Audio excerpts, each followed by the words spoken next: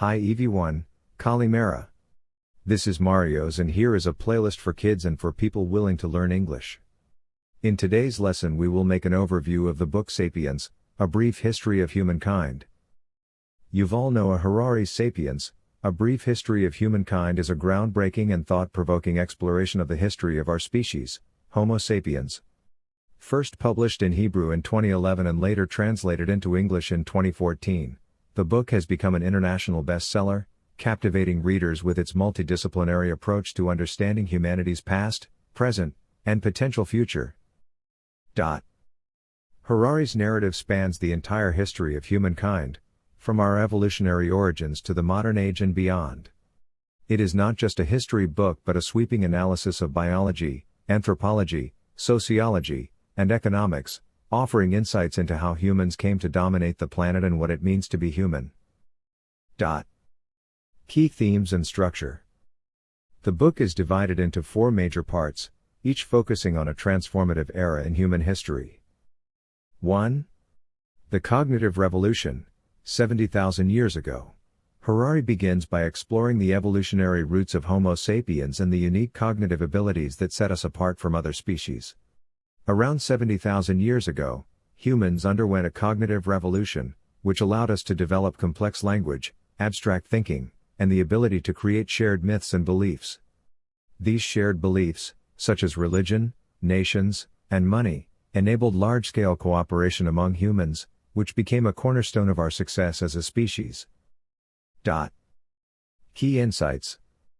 Shared myths and storytelling. Harari argues that humans' ability to believe in shared fictions, e.g., gods, nations, corporations, is what allowed us to organize in large groups and dominate other species. Extinction of other human species. Homo sapiens coexisted with other human species, such as Neanderthals, but outcompeted them due to superior cognitive abilities. 2. The Agricultural Revolution. 10,000 years ago, the next major turning point in human history was the Agricultural Revolution, when humans transitioned from a nomadic hunter-gatherer lifestyle to settled farming communities. Harari provocatively describes this shift as a luxury trap, arguing that while agriculture allowed for population growth and surplus food, it also led to increased inequality, harder labor, and the rise of hierarchical societies. Key insights. The trap of agriculture. Farming may have seemed like progress, but it locked humans into a cycle of hard work and dependence on crops, which were vulnerable to failure. Social hierarchies. The surplus created by agriculture led to the development of social classes, organized religion, and centralized governments. 3. The unification of humankind. Harari examines how humans began to unify on a global scale through shared ideologies, such as empires, religions, and trade networks. He highlights the role of money, empires, and universal religions in creating a more interconnected world. Key insights. Money as a universal language. Harari emphasizes the role of money as a shared fiction that transcends cultural and linguistic barriers, enabling trade and cooperation on a massive scale. Empires and religions. Both empires and religions provided frameworks for large-scale cooperation, often by promoting shared values and narratives. 4. The Scientific Revolution. 500 years ago. The final section of the book focuses on the scientific revolution, which began around 500 years ago and continues to shape the modern world. Harari argues that the pursuit of knowledge and the belief in progress have driven humanity to unprecedented levels of power and technological advancement. Key insights. The rise of capitalism. Harari links the scientific revolution to the rise of capitalism, which he describes as one of the most successful systems for organizing human societies. The Anthropocene. Humans have become a dominant force shaping the planet, leading to environmental challenges and ethical dilemmas about the future. The future of humanity. Harari speculates about the future, including the potential for genetic engineering, artificial intelligence, and the emergence of post-human species. Harari's central arguments. Humans dominate through shared beliefs. Harari repeatedly emphasizes that our ability to create and believe in shared myths, whether religious, political, or economic, has been the key to our success as a species. Progress comes at a cost. While humans have achieved remarkable progress, Harari highlights the unintended consequences of our actions, such as environmental destruction, social inequality, and existential risk posed by technology. The future is uncertain. Harari ends the book by questioning what the future holds for humanity, particularly as we gain the ability to manipulate life itself through biotechnology and artificial intelligence. Writing style and reception. Harari's writing is accessible, engaging, and often provocative. He combines academic rigor with storytelling, making complex ideas understandable to a broad audience. Critics have praised the book for its ambitious scope and multidisciplinary approach, though some have questioned its speculative conclusions about the future. Conclusion. Sapiens, A Brief History of Humankind is a sweeping and ambitious exploration of humanity's past, present, and future. By examining the key revolutions that shaped our species, cognitive, agricultural, and scientific, Harari provides a fresh perspective on what it means to be human. The book challenges readers to think critically about the stories we tell ourselves, the systems we create, and the future we are building. Thanks for watching. Stay tuned. In the next lesson we will break the overview in dialogues specifically designed for kids and for English learners. Hi everyone, Kalimera. This is Andrew. Let's create a friendly, engaging, and simplified conversation that introduces key ideas from Sapiens in a way that's fun for kids and easy for people learning English. Characters. Teacher, a wise and friendly guide who loves telling stories. Liam, a curious kid who asks a lot of questions. Emma, a beginner in English who likes learning through stories. Setting. The scene starts in a cozy classroom with a globe on the table, books on the shelf, and everyone eager to learn about humans. Part 1, the beginning, the first humans. Teacher, hello, everyone. Today, we're going to tell the story of us, humans. Do you know where we come from? Liam, oh, like, from our moms and dads? Teacher, laughs, yes, that's true. But I mean a long, long time ago. Millions of years ago, there were no schools, no houses, no phones, just wild animals wandering around. And guess what? Humans were just another animal. Emma, like, lions or monkeys? Teacher, exactly. We were very similar to monkeys. But then, something special happened about 70,000 years ago. Our brains got smarter. We started thinking in new ways, creating tools, and most importantly, we learned how to talk and tell stories. Liam, wait. So before that, humans couldn't talk? Teacher, not like we do now. They could make sounds, but they couldn't say, hey, Liam, pass me that stick. Or let's hunt together. Once humans started talking, they could share ideas. That's how they worked together to survive. Emma, oh! So talking made humans strong? Teacher, exactly. And not just talking, but believing in stories together. For example, they could believe, this is our land, or this is our group. That helped them cooperate. And together, they became the most powerful animals on Earth. Part 2, the farmers, growing food and building villages. Teacher, now, let's jump ahead to about 10,000 years ago. Humans discovered something big. Can you guess what it was? Liam, dinosaurs? Teacher, laughs, no, dinosaurs were long gone by then. Humans discovered farming. Instead of hunting animals and gathering berries, they started planting seeds and growing food. Emma, oh! Like rice and apples? Teacher, exactly. Farming gave humans more food, so they didn't have to move around all the time. They built villages and stayed in one place. But guess what? Farming also brought problems. Liam, problems? I thought farming was good. Teacher, it was good and bad. Farming was hard work, people had to wake up early, plant seeds, water crops, and protect them from bugs. And if the crops failed, people went hungry. Plus, farming created inequality. Emma, what? Teacher, inequality means some people had more than others. For example, One farmer might have a big field and lots of food, while another had a small field and very little. That's when kings, queens, and rich people started to appear. Liam: oh! So farming made life harder in some ways? Teacher: yes, it did. But it also helped humans grow into towns, cities, and eventually, countries. Part 3, the big connection: money, empires, and religion. Teacher: now, let's fast forward again. As humans built cities and traveled far away, they needed ways to connect with each other. That's when they invented 3 big things: money, empires, and religion. Liam: money? Like coins? Teacher: exactly. Coins and money made trade easier. Imagine you're a farmer with lots of apples, but you want bread. Instead of trading apples for bread, you could use coins to buy it. Money became a language everyone could understand. Emma: and empires. What are those? Teacher: empires are like super big countries ruled by one leader. For example, the Roman Empire ruled a huge part of the world thousands of years ago. Empires helped people follow the same rules and build roads, cities, and armies. Liam: and religion? Teacher: religion gave people shared beliefs. For example, many religions teach kindness or honesty.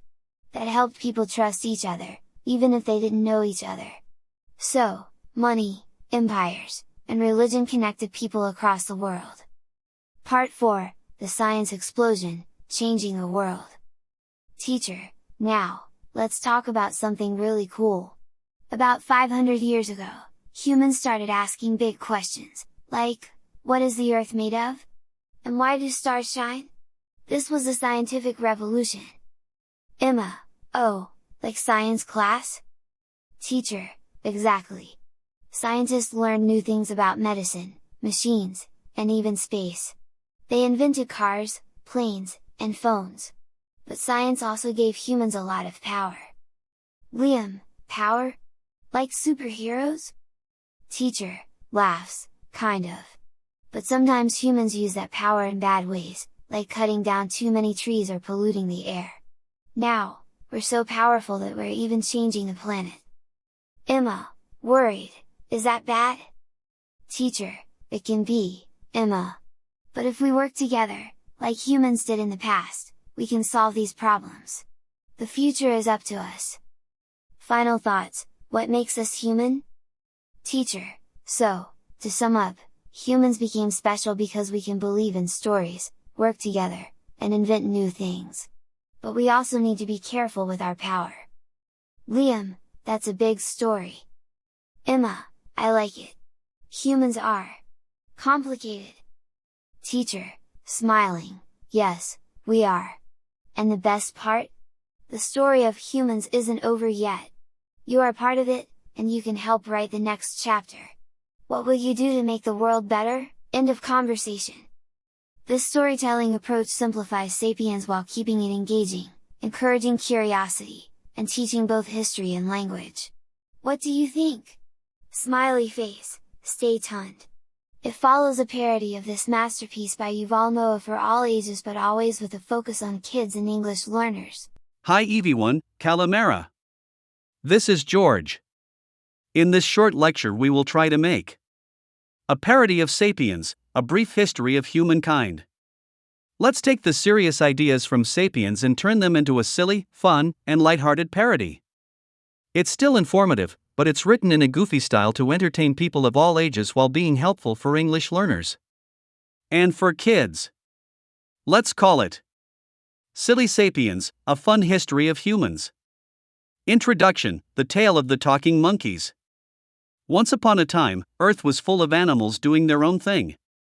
Lions were roaring, birds were flying, fish were swimming. And then there were some weird, naked monkeys called Homo sapiens. That's us. But don't feel too special, back then, we were just trying not to get eaten by tigers. One day, these naked monkeys got a big idea. They looked at each other and said, hey, what if we stop screaming and running around? What if we talk and do smart stuff?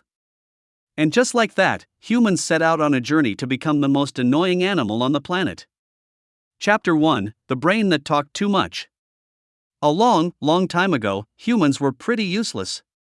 Sure, they had arms and legs, but so did the bears, and bears were way better at catching fish. What made humans special? Their super brain. Here's the secret: humans learned how to imagine things. For example, a lion could only think, I want food. A human could think, what if I tell a story about how I'm the king of the jungle? Maybe other humans will believe me. Humans started making up stories about gods, monsters, and rules for living. These stories helped them work together. Suddenly, 100 humans could team up and defeat a lion. Poor lion. Fun fact: humans also invented gossip. They'd sit around the fire and say things like, "Did you hear what Ugg did yesterday? He fell into the river again." Gossip made them even better at working together, and also better at being nosy. Chapter 2: The Farmers Who Trapped Themselves. One day, a clever human said, "Hey, why chase animals all day? Let's plant seeds and grow food." Everyone thought this was a genius idea. They could stay in one place and eat bread instead of bugs. But here's the twist: farming wasn't as great as it sounded. They had to wake up early to water plants, ugh. They got backaches from digging dirt, ouch. And worst of all, they had to protect their crops from rabbits, insects, and their annoying neighbors.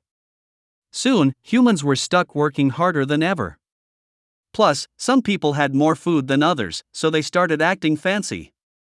Kings and queens appeared, saying things like, "We're better than you because we have shiny hats." And regular people were like, "Okay, I guess." Lesson: farming was like that one friend who says, "Let's bake cookies," but then makes you do all the work. Chapter 3: The Great Money Trick. Fast forward a few thousand years. Humans were everywhere. But they had a problem: how do you trade your bananas for a chicken if the chicken guy doesn't like bananas? Enter money, the world's most brilliant and ridiculous invention. Humans decided, let's agree that these shiny coins mean something. Suddenly, you didn't need to trade bananas for chickens.